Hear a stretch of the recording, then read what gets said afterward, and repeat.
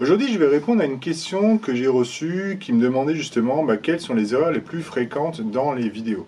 Alors, si aujourd'hui toi tu fais des vidéos, si tu as envie de faire des vidéos, ou peut-être que tu as fait quelques vidéos dans le passé, et puis tu trouvais ça pas forcément top, la qualité, moi je t'invite tout simplement à regarder un petit peu cette vidéo, puisque je te propose justement plusieurs erreurs qui sont vraiment très fréquentes. Et en fait, en regardant un petit peu ces erreurs-là, tu vas pouvoir améliorer tes propres vidéos assez rapidement. Salut, c'est Pascal et bienvenue sur Enjoypreneur. Donc sur cette chaîne, j'aide les entrepreneurs passionnés à vendre sur Internet et à développer leur business. Et tout ça pourquoi? Tout ça dans l'objectif de gagner en liberté pour avoir plus de temps pour ta famille ou pour voyager par exemple. Donc si tu es nouveau ici, moi je t'invite évidemment à penser à t'abonner pour ne pas rater les prochaines vidéos. Alors, on va tout de suite rentrer dans le vif du sujet. Donc, je vais te proposer une liste d'erreurs que je constate régulièrement. Alors, c'est des erreurs qui sont, je pense, très très fréquentes quand même chez les débutants. Peut-être chez les moins débutants aussi, il y a peut-être des choses à améliorer. Et moi, je constate souvent sur des chaînes parfois qui ont 10, 20, 30 000 abonnés, je constate encore ces erreurs-là. En fait, je trouve que c'est un petit peu dommage parce que parfois il suffit de pas grand-chose pour corriger certaines erreurs. Alors, erreur numéro un, la première erreur en fait consiste tout simplement l'erreur consiste à ne pas fixer l'objectif. Donc là, tu vois, je regarde l'objectif, je te regarde un petit peu, c'est comme si je te regardais dans les yeux. Et là, je regarde l'écran à côté de moi, donc je pense que tu vois la différence. Et il y a beaucoup de débutants en fait qui regardent l'écran à côté parce que voilà, je suppose qu'ils aiment bien se voir ou ils aiment bien voir s'ils sont bien cadrés. Et en fait, si tu regardes pas l'objectif, ça consiste un peu à parler à une personne en la regardant pas forcément dans les yeux, d'accord? Donc parfois, c'est comme si tu la regardais un petit peu au-dessus du nez ou voilà, ou je sais pas, autre part, enfin tu trouveras. Mais voilà, donc l'idée c'est vraiment l'erreur classique, c'est ne pas regarder l'écran. Alors moi j'ai un écran à côté de moi, il y a des appareils photo, des caméras qui ont un écran au-dessus, d'accord? L'important c'est de regarder l'objectif. Alors, comment faire quand on démarre? Moi, tu l'as remarqué, très souvent j'ai des lunettes noires quand je me promène dehors, des lunettes très très foncées. Et en fait, ces lunettes foncées, elles ont un double usage. C'est évidemment, ça protège du soleil, mais ça permet aussi de ne pas voir mes yeux. Et en fait, comme j'ai des lunettes très sombres, moi je peux regarder l'écran d'à côté. Du coup, vous le voyez jamais, d'accord? Donc ça, c'est une petite astuce que je te donne si ça t'intéresse, quand tu es à l'extérieur, évidemment. Mets des lunettes très très sombres qui cachent vraiment tes yeux. Et du coup, si tu regardes de temps en temps l'écran d'à côté ou au-dessus, ça ne se verra pas. Maintenant, effectivement, là, je suis en intérieur, donc il faut absolument, absolument se forcer à fixer l'objectif qui est là devant moi.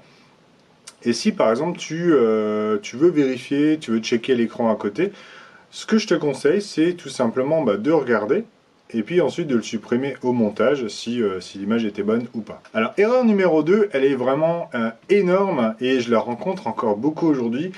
C'est les fameux sub for sub. Donc en gros, c'est abonne-toi à ma chaîne et je m'abonnerai à la tienne. Ça, c'est vraiment un peu le truc un peu genre spam. Voilà, je laisse des commentaires à des chaînes et dis voilà, viens chez moi, je m'abonne en retour, etc. Ça, c'est vraiment une erreur fondamentale. Les gens qui font ça, je pense qu'ils n'ont pas forcément compris quel est l'intérêt d'avoir une audience qualifiée. Donc, effectivement, quand on cherche à créer une chaîne qui a un grand nombre d'abonnés, et voilà, si on vise la masse, si on fait par exemple une chaîne de divertissement, on peut viser la masse, pourquoi pas. Moi, c'est pas ce que je conseille, mais voilà, imaginons tu veux viser la masse. Évidemment, tu peux te dire, voilà, je veux faire gonfler à tout prix mon compteur d'abonnés.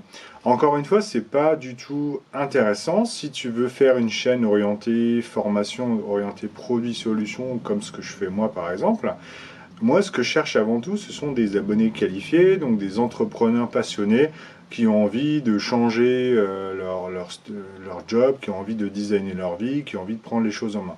D'accord? Moi, c'est ce que je recherche. Donc je ne vais pas aller sur une chaîne de Squeezie ou de Norman en disant sub for sub, viens chez moi, je m'abonne en retour. Ça n'a rien à voir parce que les gens qui vont garder Squeezie, c'est pas forcément des entrepreneurs, c'est pas forcément des gens qui recherchent mon contenu.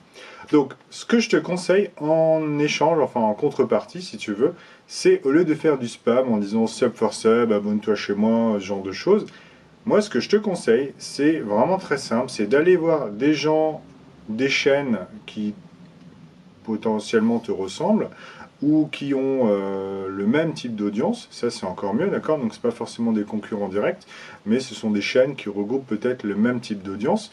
Donc par exemple, moi pour les entrepreneurs ça peut être plein de choses. Je peux aller par exemple sur des chaînes qui parlent de création d'entreprise, je peux aller sur des chaînes qui parlent de sport, souvent exercé par des entrepreneurs, par exemple le golf, voilà, donc c'est vraiment deux exemples très simples. Et en fait, qu'est-ce que je pourrais faire? Je peux laisser un commentaire de valeur, je peux laisser un commentaire intéressant, sans dire, voilà, viens chez moi, abonne-toi à tout prix, moi je veux des abonnés, je suis tout fou. Non, non, le but c'est vraiment d'essayer de laisser un commentaire pertinent sous la vidéo, d'accord? Donc déjà de créer de la valeur, de montrer que toi, t'es pas un rigolo, que tu comprends le sujet, que tu sais de quoi tu parles, et très souvent, moi je l'ai déjà vu, je le vois souvent, les gens vont regarder ta chaîne et puis si ta chaîne est pertinente pour eux, ces gens-là vont s'abonner ou vont au moins consulter d'autres vidéos, peut-être laisser des likes et ensuite s'abonner. Donc vraiment important, le sub for sub, c'est à éviter à tout prix. Alors l'erreur numéro 3 que je vois régulièrement, c'est tout simplement le fait d'utiliser de mauvais titres. Moi je le vois souvent dans les vidéos, les gens qui démarrent, ils marquent vidéo numéro 1 sur 360. Voilà, bon. Ou alors ils mettent la date dans le titre, d'accord, de la vidéo, ou alors ils mettent parfois le nom de la chaîne. Alors pourquoi c'est une mauvaise chose? Parce qu'en fait, quand tu démarres, ta chaîne, elle a besoin d'être référençable, elle a besoin d'être indexée par le moteur de recherche de YouTube. Et donc ce qu'il faut, c'est privilégier avant tout les mots-clés que vont chercher ton audience. C'est comme ça que tu démarres ton audience au début. Donc les termes de recherche, voilà, il faut penser aux mots-clés, qu'est-ce qu'ils vont taper les gens pour justement tomber sur ta chaîne, d'accord? Il faut vraiment penser à ça, au lieu de mettre le nom de ta chaîne, parce que le nom de ta chaîne, finalement, il est redondant, il est déjà dans le nom de ta chaîne. La date ne sert à rien non plus, puisque YouTube a déjà la date de publication. Donc vraiment, pense à mettre des mots-clés pertinents, de préférence des phrases quand même, faut pas non plus faire des trucs bourrés de mots-clés pour les ordinateurs. Moi, ce que je dis souvent, c'est qu'il faut essayer de créer un titre intéressant à la fois pour l'humain et pour la machine, d'accord? Donc, il faut que le titre soit intéressant, qu'il fasse cliquer évidemment, sans être trompeur. Et le titre doit aussi contenir certains mots-clés pertinents pour ta vidéo. Alors l'erreur numéro 4, que je vois très régulièrement, c'est en fait les personnes qui ont une chaîne et qui ne publient pas de manière régulière. Donc le problème c'est quoi? C'est que voilà, tu vas peut-être dire ok là je suis tout fou, j'ai 2 semaines de vacances, je vais faire 10 vidéos, je vais les publier à la suite. Et puis le problème c'est qu'après, peut-être tu as d'autres choses, tu as un boulot à côté, tu vas plus faire de vidéos. Qu'est-ce qui va se passer? Ton audience, elle t'a découvert par tes 10 premières vidéos, d'accord? Et puis après, il n'y a plus rien. C'est l'oubli total. Et en fait, ça, c'est vraiment l'erreur classique. Et YouTube le met en avant. C'est-à-dire que YouTube va favoriser les chaînes qui sont régulières. Par exemple, si tu postes une vidéo par semaine, c'est très bien. Comparé à d'autres qui postent peut-être 4 vidéos le mois de janvier et puis plus rien jusqu'en juin, ce qui est vraiment la catastrophe totale. Et ça, c'est vraiment le truc à éviter. Donc si aujourd'hui tu as envie de tourner plein de vidéos, si par exemple tu as 2 semaines de vacances, tu as envie de tourner 10 vidéos, ce qui est tout à fait faisable, la solution c'est quoi? C'est de ne pas publier les 10 vidéos d'un coup. Ce que je te conseille, c'est d'utiliser les capacités, la fonctionnalité de programmation de YouTube, d'accord? YouTube permet de planifier la sortie de tes vidéos. Donc il est plus pertinent de dire voilà, j'envoie 10 vidéos directement sur YouTube, mais je vais les planifier. Donc par exemple, première vidéo semaine 1, deuxième vidéo semaine 2, etc. jusqu'à la semaine 10. Donc grâce à ça, tu as 10 semaines de contenu qui vont être diffusés au fur et à mesure, un petit peu comme une série, d'accord? Et ça, c'est plus intéressant que de publier toutes les vidéos à la fois et de plus rien faire derrière. Alors, erreur numéro 5. L'erreur numéro 5, c'est d'avoir une intro minable de merde, voilà, tout simplement. Donc, c'est quoi une bonne intro? Alors, ce que je vois souvent, c'est les gens qui démarrent leur vidéo en mettant une intro avec une animation de dingue qui dure 15 secondes. Donc en général, quand on voit ça, on a juste envie de se dire mais il se passe quoi? J'aurais juste envie de partir, d'accord? Et je pense que c'est vraiment un truc que tu as déjà dû voir. Et je le vois encore souvent, parce que moi j'ai un groupe sur Facebook, d'ailleurs je vous mettrai le lien en dessous, je te mettrai le lien en dessous. J'ai un groupe sur Facebook, justement, qui permet de partager des vidéos, qui permet de poser des questions entre youtubeurs pour s'entraider. Et je vois souvent des gens qui démarrent, qui mettent des vidéos avec des très très longues intros, du genre 10, 15, 20 secondes, juste un truc, une animation, quoi. Et chaque vidéo, c'est la même, évidemment. Donc, qu'est-ce qu'il faut faire? Sur YouTube, tu as une chose importante à faire, c'est capter l'attention. Donc, capter l'attention, comment ça se fait? Tu as déjà la première chose à faire, c'est de mettre un bon titre, une bonne miniature. C'est ce qui va donner envie aux personnes de cliquer sur ta vidéo plutôt que de cliquer sur toutes les autres.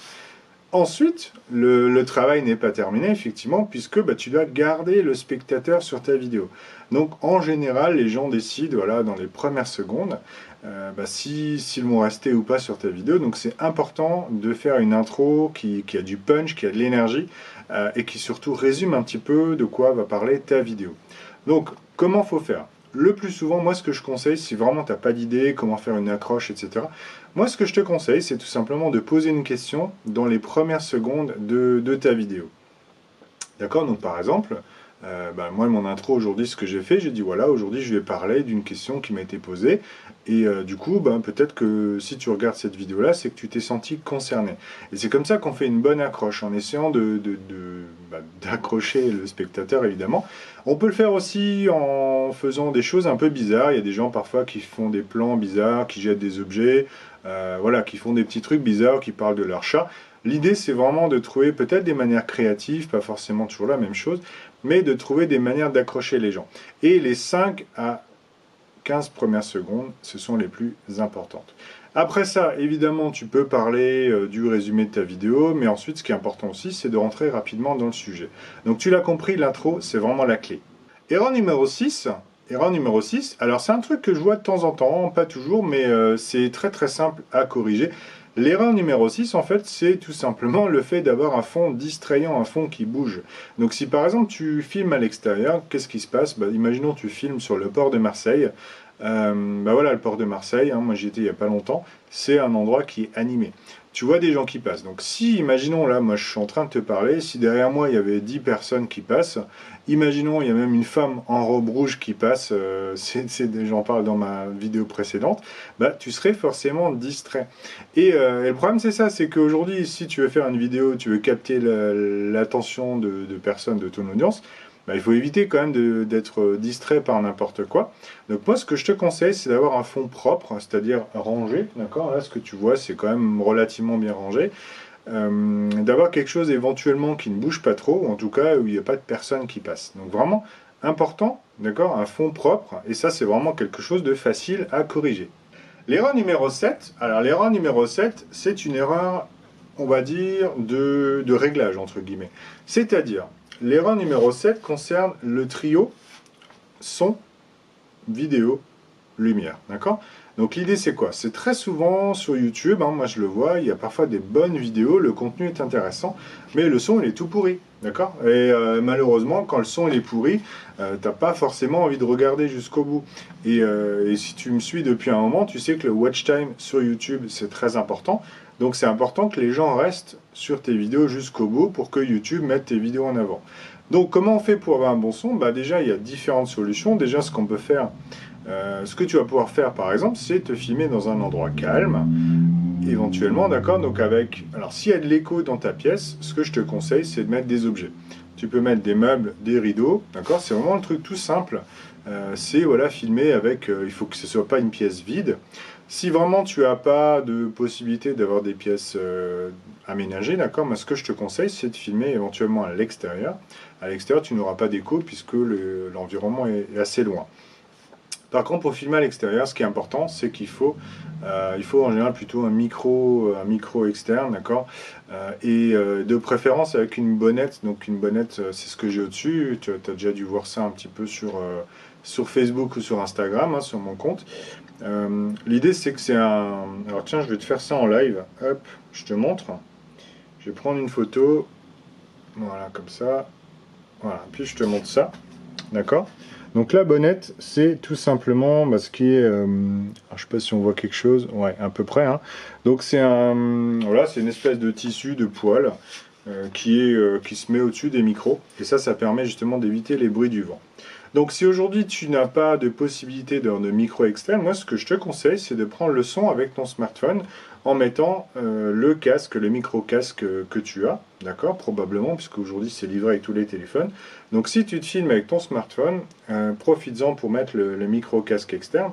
Et ce qu'il faut, c'est pas forcément mettre les écouteurs, mais rajouter le micro ici proche de ta bouche. Et moi, ce que je te conseille, c'est d'utiliser peut-être une petite pince ou quelque chose un peu discret pour le fixer. Ça peut être une épingle ou autre chose. Tu vas fixer le micro, éventuellement faire passer le câble sous ton t-shirt pour qu'il se voit pas trop. Et puis là, tu auras un bon son. C'est vraiment tout simple, mais voilà. Et entre deux vidéos, il n'y a pas photo. Entre un mauvais son et un bon son, vaut mieux souvent avoir un bon son et une image un peu moyenne, plutôt qu'une bonne image et un mauvais son. Ensuite, le deuxième critère dont je parlais avant, c'est la vidéo. Évidemment qu'il faut une vidéo qui soit sympa. Donc aujourd'hui, évidemment, tout le monde a un smartphone capable de filmer en Full HD. Donc pense-y si tu cherches quelque chose de simple pour filmer. Moi, je conseille vraiment le smartphone. C'est un périphérique facile à utiliser. On peut l'utiliser en déplacement. C'est pas lourd. Ça, il faut y penser, hein. Moi, j'utilise parfois un hybride, un réflexe, enfin l'équivalent d'un réflexe. C'est assez lourd à tenir quand on tient un bout de bras. Un smartphone, c'est vraiment léger, tu peux marcher avec ça en utilisant une petite perche, etc. C'est plutôt sympa. Ce qu'il faut penser pour une bonne qualité, c'est filmer en Full HD, bien régler son appareil évidemment, et ce que je disais avant, c'est le troisième trio, c'est la lumière. Pour avoir une bonne lumière, qu'est-ce qu'on fait? On se filme de préférence la journée. Si tu es en intérieur, ce que je te conseille, c'est de filmer près d'une fenêtre. Par exemple, là j'ai une fenêtre qui est derrière moi. Du coup, j'ai la lumière directe du soleil. Et pour éviter que ça soit trop, qu'il y ait trop d'angles directs, etc., j'ai un petit peu fermé les volets pour diffuser la lumière. Voilà, tu vois que c'est pas compliqué. Là, j'ai simplement réglé mon réflexe. Je l'ai mis en face d'une fenêtre et puis je me filme comme ça tout simplement. Donc tu vois qu'un bon son c'est facile à avoir avec un petit micro casque tout simple hein, que tu as déjà. Une bonne vidéo, il suffit de bien régler sa lumière. Et puis comment avoir une bonne lumière, filme-toi de préférence la journée et éventuellement aussi dehors. Ça c'est ce qui est encore de mieux. Par contre dehors, ce qui est important, c'est pas forcément de se filmer à midi, parce qu'en fait à midi tu auras le soleil qui est au-dessus de toi. Et donc tu auras des ombres assez fortes au niveau du visage, donc moi je conseille plutôt début de journée ou fin de journée. Ensuite, l'erreur numéro 8, comment dire ça? L'erreur numéro 8, c'est tout simplement de faire une vidéo et de ne pas avoir d'énergie. Tu vois, je fais une vidéo mais j'ai un peu l'air déprimé, ou je sais pas trop pourquoi je fais une vidéo. Voilà, donc tu auras compris, bon moi je suis pas comédien. L'erreur numéro 8, c'est il faut que tu transmettes la passion, que tu transmettes ton énergie dans tes vidéos. Et en fait, la vidéo, il faut savoir un truc, c'est que c'est pas comme si tu avais la personne en face de toi. La vidéo, ça fait un petit peu office de filtre ou de réducteur, d'accord? Donc si tu as une certaine énergie quand tu t'enregistres, le fait de regarder une vidéo, souvent l'énergie transmise, elle est un petit peu inférieure. Donc ce qu'il faut savoir, c'est qu'il faut souvent un petit peu exagérer ton jeu d'acteur, si tu veux, ton animation. Il faut un petit peu exagérer parce que la personne en face de toi va recevoir quelque chose d'un petit peu réduit. Donc pour paraître normal, tu boostes un petit peu ton énergie. En tout cas dans tes vidéos, dans ta communication, faut transmettre ton énergie, ta passion. Donc c'est vraiment important, pense-y. Hein. Si tu fais des vidéos, par exemple, si tu es assis sur une chaise, attention, c'est sur une chaise, on a très vite tendance à s'endormir.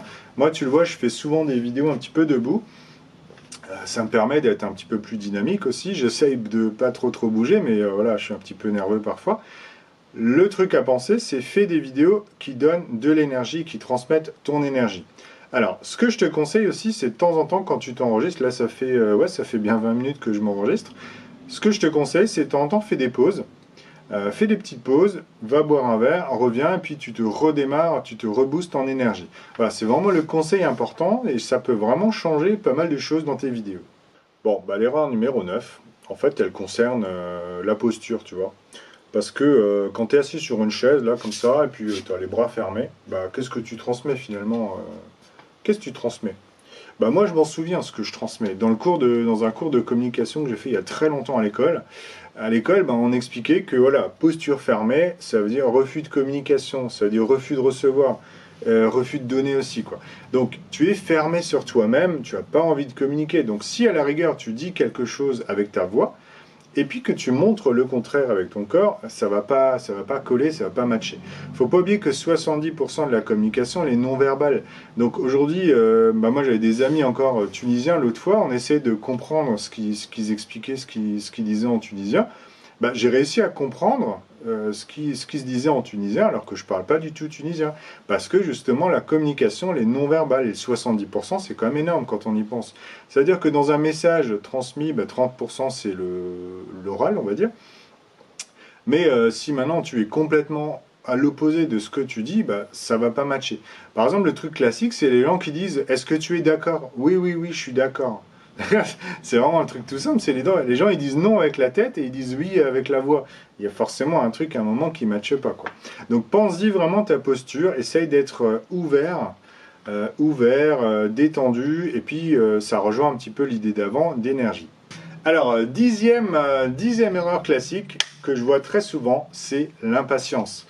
L'impatience, c'est quoi? C'est voilà, tu crées des vidéos, tu crées une chaîne YouTube, tu as publié 3 vidéos, et tu te dis, mais je comprends pas pourquoi ma chaîne, elle décolle pas. Malheureusement, le truc c'est quoi? C'est que sur YouTube, aujourd'hui, il y a des millions de vidéos qui sont envoyées. C'est clair que YouTube ne met pas en avant toutes les chaînes de la même manière. À un moment donné, il faut montrer que tu sais de quoi tu parles, il faut montrer que tu apportes de la valeur. Et en fait, ça demande du travail et de la patience. Il faut vraiment être persévérant. Et en fait, qu'est-ce qui va se passer? Les gens, les gens qui démarrent des chaînes YouTube, au bout de quelques mois, ils s'arrêtent. Et c'est là où tu as la barrière, tu as la fameuse barrière à l'entrée quand tu lances un nouveau projet. Aujourd'hui, la barrière, elle est plus financière, quoi. Ça ne coûte pas grand-chose de démarrer en vidéo, puisque très souvent avec ton smartphone, là je pourrais déjà faire mes premières vidéos YouTube juste avec mon smartphone, sans aucun micro, sans aucune lumière. Il suffit de me filmer là devant une fenêtre comme tu viens de le voir. Le truc c'est quoi? C'est la barrière à l'entrée, du coup c'est plus le matériel, mais ça va être le travail, ça va être l'optimisation de ta chaîne, ça va être la qualité de tes contenus, ça va être la relation avec ton audience. Et c'est là où beaucoup de créateurs de contenu vont s'arrêter. Parce qu'au bout d'un moment, ils baissent les bras tout simplement. Donc ce qu'il faut retenir, c'est que voilà, le travail le plus difficile, je pense, c'est d'atteindre les premiers 100 abonnés, d'accord? Souvent, voilà, le premier palier, ça va être les 100 premiers abonnés. Alors, les premiers 100 abonnés, on ne les atteint pas forcément en demandant à tous ses potes de s'abonner, d'accord? Je ne conseille pas forcément, voilà, évidemment, on a tous un peu la famille qui regarde, mais je ne conseille pas de demander à 100 potes de s'abonner, c'est pas le but. Moi, je te conseille vraiment de faire de bonnes vidéos qui apportent de la valeur, qui sont bien référencées avec des bons mots-clés, et c'est comme ça que tu vas décoller. Et les premiers 100 abonnés, c'est difficile, ça prend du temps. Moi, j'ai mis plusieurs mois même, les premiers 100 abonnés. Et après, progressivement, ça va un petit peu plus vite. On commence à comprendre ce qui marche pas dans les vidéos. C'est comme ça que tu vas progresser. Donc, voilà, les paliers, c'est 100 abonnés, c'est important. Donc, pense-y vraiment, si aujourd'hui, tu as fait 5, 10 vidéos, voilà, que ça décolle pas, peut-être, voilà, faut modifier des petites choses. Et puis, il faut surtout persévérer. Donc, surtout, ne pas être impatient. Voilà, j'ai terminé. Merci d'avoir regardé cette vidéo jusqu'au bout. J'essaie vraiment d'être synthétique. Donc comme tu l'as vu, il y a pas mal d'erreurs assez classiques qui sont finalement assez faciles à corriger quand même. Donc le plus important, c'est toujours de passer à l'action. Donc je sais qu'il y en a beaucoup qui vont peut-être pas faire grand-chose. Moi, ce que je te conseille, voilà, si tu n'as pas le temps de tout mettre en œuvre, commence par choisir une des erreurs que j'ai listées, d'accord? Et mets-la en œuvre, il faut l'implémenter, d'accord? C'est vraiment important de passer à l'action pour modifier justement ce que tu fais aujourd'hui pour l'améliorer. Si tu as aimé cette vidéo, n'hésite pas à la partager avec un ami. Et puis si tu es nouveau ici, moi ce que je t'invite à faire, c'est de penser à t'abonner, peut-être à regarder d'autres vidéos. Et puis je te dis à bientôt. Salut!